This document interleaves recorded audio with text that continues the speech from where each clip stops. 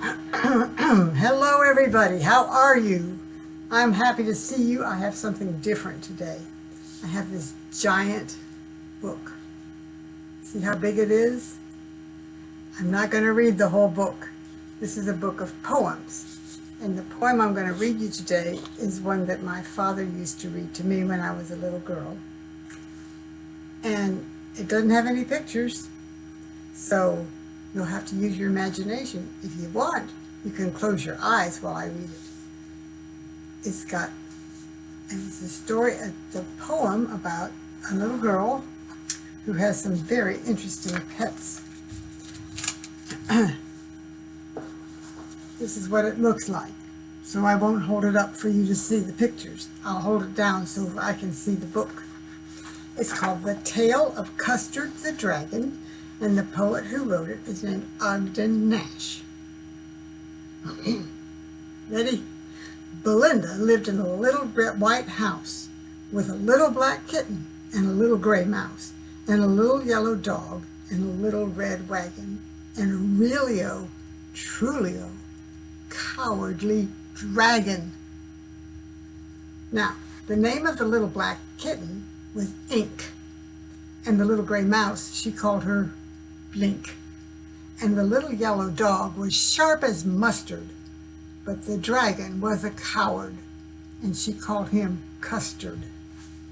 Custard the dragon had big sharp teeth, spikes on top of him, and scales underneath, a mouth like a fireplace, and a chimney for a nose, and realio trulio daggers on his toes.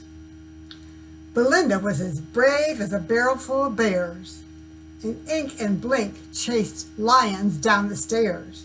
Mustard was as brave as a tiger in a rage, but Custard cried for a nice, safe cage. Belinda tickled him. She tickled him unmerciful. Ink, Blink, and Mustard, they rudely called him Percival. They all sat laughing in the little red wagon at the realio, trulio, cowardly dragon. Belinda giggled till she shook the house. And Blink said, "Week," which is giggling for a mouse.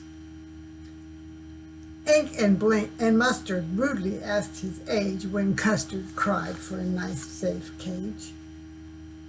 Suddenly they heard a nasty sound, and Mustard growled, and they all looked around.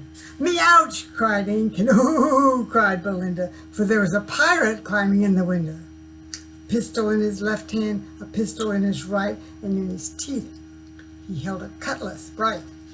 His beard was black, and one leg was wood. It was clear that pirate meant no good. Belinda paled, and she cried, "Help! Help!" But Mustard fled with a terrified yelp. Ink trickled down to the bottom of the household, and little mouse Blink strategically mouse-holed. But up jumped Custard, snorting like an engine, clashed his tail like irons in a dungeon. With a clatter and a clank and a jangling squirm, he went at that pirate like a robin at a worm. The pirate gaped at Belinda's dragon and gulped some grog from his pocket flagon. He fired 2 bullets, but they didn't hit, and Custard gobbled him every bit. Whew. Belinda embraced him, and Mustard licked him, and no one mourned for this pirate victim. Ink and Blink in glee did gyrate around that dragon that ate the pirate. Belinda still lives in her little white house with her little white kitten and her little gray mouse. Excuse me, her little black kitten and her little gray mouse, and her little yellow dog, and her little red wagon, and her realio trulio little pet dragon. Belinda is as brave as a barrel full of bears, and Ink and Blink chase lions down the stairs.